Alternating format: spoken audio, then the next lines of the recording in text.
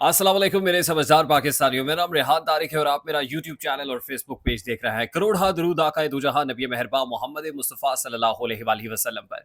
इस दुआ और इस उम्मीद के साथ इस व्लॉग का आगाज़ करते हैं कि अल्लाह रब्बुल इज़्ज़त इस मुल्क के फैसला साजों के दिलों में समझदार पाकिस्तानियों के लिए नरमी पैदा करते हैं। सबसे पहले तो मैं आपको बता दूं कि हुकूमत 3 महाजी जंग पे हर गुजरते वक्त के साथ हार रही है, हारती हुई महसूस हो रही है। और फिर मुझे ये भी कहना पड़ता है कि हार तो असल में इस मुल्क की अशराफिया की नहीं होगी, बल्कि हार इस मुल्क के गरीब आवाम की होगी, जो ऑलरेडी हारे हुए हैं, थके हुए हैं, मजबूर हैं, बेकस हैं, लाचार हैं। मगर आने वाले दिन आम आदमी के लिए, पाकिस्तान के गरीब आवाम के लिए कुछ अच्छे दिखाई नहीं दे रहे हैं। मुल्क में अगर कहा जाए कि इस वक्त हंगामी हालात है तो कहना गलत नहीं होगा। दिखाया कुछ और जा रहा है, बताया कुछ और जा रहा है और पसे पर्दा कुछ और हो रहा है। यानी जो बंद कमरों में ऊंची दीवारों और बंद दरवाजों के पीछे मुलाकातें हो रही हैं, वो मुलाकातें इंतहाई खौफनाक हैं। अगर उन प्लान्स की बात की जाए, वो प्लान आने वाले दिनों में अगर एग्जीक्यूट होते हैं, खुदा ना करे, खुदा ना करे, खुदा ना करे कि ऐसा कोई बदतरीन प्लान आम आदमी के ऊपर चल जाए, क्योंकि कुल्हाड़ी तो अल्टीमेटली आम आदमी के ऊपर चलेगी। मुल्क में इमरजेंसी लगे, मुल्क में मार्शल लॉ लगे, मुल्क के अंदर कोई पीसीओ की सी सिचुएशन बने, मुल्क में कोई हंगामी सिचुएशन बन जाए जिसमें जो सिस्टम है उसको तलपट कर दिया जाए, निज़ाम को लपेट दिया जाए, तो यकीनन उससे मुल्क की अशराफिया तो शायद सफ़र नहीं करेगी, उससे एक आम आदमी बहुत ज़्यादा सफ़र करेगा। मुल्क की इकॉनमी कहाँ खड़ी होगी और ये सब क्या होगा, लेकिन शायद अशराफिया इस बात को रियलाइज़ नहीं कर रही। वो अपनी ज़ाती जंग लड़ रही है। अना की भेंट इस वक्त मुल्क को चढ़ाया जा रहा है और आम आदमी बहुत बुरे हाल में है। अच्छा, अब मैं बढ़ता हूँ उन इंपॉर्टेंट खबरों की तरफ। जो हो रहा है, बड़ी तेज़ी से मुलाकातें हो रही हैं। शहर इक़्तिदार का मौसम बहुत अच्छा नहीं है, सियासी मौसम की बात कर रहा हूँ। मुलाकातें बहुत ज़्यादा हो रही हैं। अभी हमने एक सियासी जमात के साथ, सियासी मजहबी जमात के साथ जो है वो मुज़ाकरात को देखा, चलिए कामयाब हो गए, अच्छी बात है कि धरना उठा लिया जाएगा। लेकिन कुछ मुलाकातें और भी हैं। अभी कुछ ही देर पहले वज़ीर-ए-आज़म पाकिस्तान के अटॉर्नी जनरल और वज़ीर कानून के साथ मुलाकात हुई है और उसमें तमाम तर लीगल पॉइंट्स का तज़किरा किया गया है। पाकिस्तान तहरीक-ए-इंसाफ पर पाबंदी और आर्टिकल 6 लगाने के मामले के ऊपर।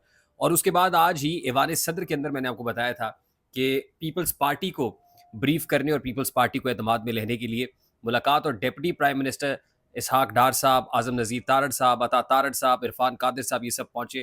पाकिस्तान पीपल्स पार्टी को कॉन्फिडेंस में लेने की कोशिश की। As far as Peoples Party is concern, Peoples Party हमेशा रिलाई करती है अपनी सेंट्रल एग्जीक्यूटिव कमेटी के ऊपर। आसिफ जरदारी साहब ये कह रहे हैं मैं तैयार हूँ, मैं बैकिंग करूंगा, लेकिन सेंट्रल एग्जीक्यूटिव कमेटी के फैसले से मामला मशरूत है। तो पीपल्स पार्टी इस मामले के ऊपर डबल गेम कर रही है। आज जो इंपॉर्टेंट खबर है, दो इजलास बड़े अहम थे। एक तो जुडिशल कमीशन का इजलास जो जस्टिस काजी फायजीसा की सरबराही में हुआ है, और जुडिशल कमीशन के इस इजलास में जब ये बात सामने आई कि जस्टिस मज़हर आलम मियाँ खेल ने भी एडहॉक जज लगने से माजरत कर ली है, तो ये खबर बिजली बनकर गिरी।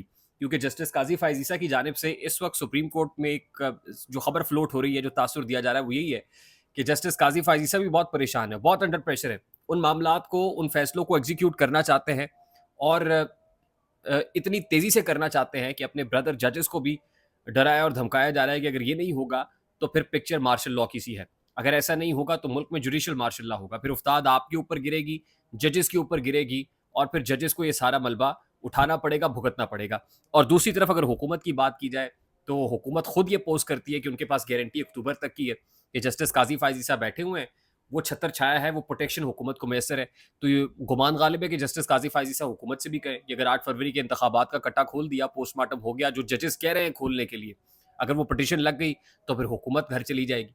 और तीसरा महाज जो हुकूमत इलेक्शन कमीशन के ऊपर रिलाई कर रही है, इलेक्शन कमीशन ऑफ पाकिस्तान ने भी आज सुप्रीम कोर्ट ऑफ पाकिस्तान के फैसले पर अमल दरामद का फैसला कर लिया है। अच्छा, अब ये क्या हुआ है, मैं इस मामले की तरफ बाद में आता हूँ, लेकिन जुडिशल कमीशन इजलास से पहले आज जस्टिस मज़हर आलम मियाँ खेल का रिक्यूज़ करना, उससे पहले जस्टिस मकबूल बाकर का रिक्यूज़ करना, उससे पहले जस्टिस मुशीर आलम का रिक्यूज़ करना, 4 जजेस के नाम फ्लोट हुए थे और 4 में से 3 जजेस रिक्यूज़ करके चले गए हैं। और जो चौथे जज हैं जस्टिस सरदार तारिक मसूद साहब से भी ये मुतालिक ये कहा जा रहा है कि अभी तक उन्होंने भी कोई क्लियर जवाब नहीं दिया है।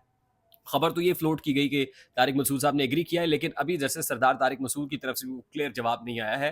प्रेशर इस कदर ज़्यादा है कि कभी इम्कानात है कि जो चौथे जज हैं इस मामले में वो भी रिक्यूज़ करके चले जाएंगे, जिसके बाद ये सारे का सारा मलबा अल्टीमेटली जस्टिस काजी फायजीसा के ऊपर है। और इस्टेब्लिशमेंट का प्रेशर भी काजी के ऊपर है कि आपने किसी तरीके से इस मामले को निपटाना है, नबेड़ना है, जिसको कहते हैं पंजाबी में।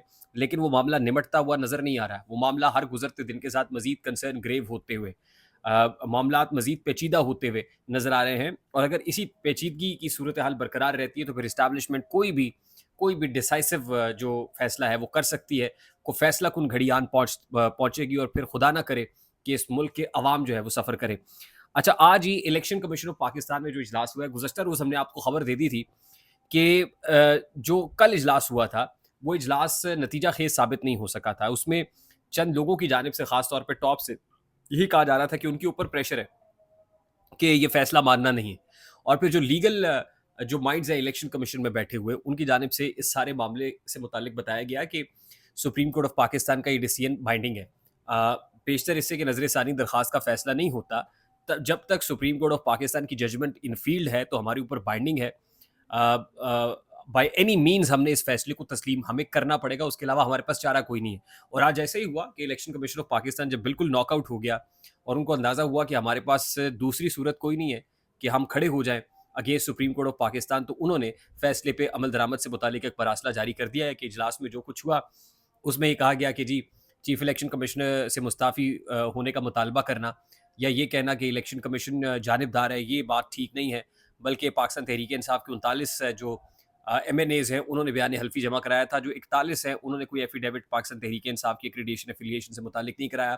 پھر intra party elections P T I کے ٹھیک نہیں تھے اور اسی بنیاد پہ بلے کا انتخابی نشان واپس لیا گیا۔ تو کلیریفیکیشنز اور جسٹیفیکیشنز الیکشن کمیشن دے رہا ہے، اور الیکشن کمیشن کے پاس اس کے علاوہ اور کوئی چارہ نہیں ہے۔ دوسری طرف جو حکومت ہے وہ الیکشن کمیشن کے محاذ پہ، سپریم کورٹ آف پاکستان کے محاذ پر، اپنے اتحادیوں کے محاذ پر اور اسٹیبلشمنٹ کے محاذ پر ہر گزرتے دن کے ساتھ پسپائی اختیار کرتی ہوئی نظر آ رہی ہے۔ پریشر ہے، دباؤ ہے، فرسٹریشن ہے، ڈیسپریشن ہے جو اس حکومت کی صفوں میں بوکھلاہٹ کی صورت دکھائی دے رہی ہے، اور نظر یہ آ رہا ہے کہ حکومت کے پاس اب کوئی اور پلان موجود نہیں ہے۔ اب ایک ہی فورم بچا ہے اور وہ فورم پارلیمان کا فورم ہے کہ پارلیمان کے فورم سے کوئی قرارداد لائی جائے، جیسے آج کے پی اسمبلی کے اندر قرارداد منظور ہوئی ہے جس میں چیف الیکشن کمشنر سے مستعفی ہونے کا مطالبہ کیا ہے، پی ٹی آئی پہ پابندی کے فیصلے کو غیر آئینی آرٹیکل 17 کے منافی قرار دیا گیا ہے، اور عمران خان کی رہائی کا مطالبہ بھی کیا گیا ہے۔ تو اب حکومت یہ کوشش کرے گی کہ کنسنسس ڈیولپ کرے، کم از کم اتحادیوں میں، پھر پارلیمان کے فورم سے ریزسٹ کرنے کی کوشش کرے، اس کے علاوہ اور کوئی دوسرا آپشن بچا نہیں ہے۔ آئی ہوپ میری بات آپ تک پہنچی ہوگی، اگر پہنچ جائے تو ویڈیو کو لائک اور شیئر کرنا مت بھولیے گا، چینل پہ نئے تو چینل کو سبسکرائب کر لیجیے گا، بیل آئیکن ضرور دبائیے گا۔ مجھے ریحان طارق کو اجازت دیجیے، اپنا بہت سارا خیال رکھیے گا۔ السلام علیکم۔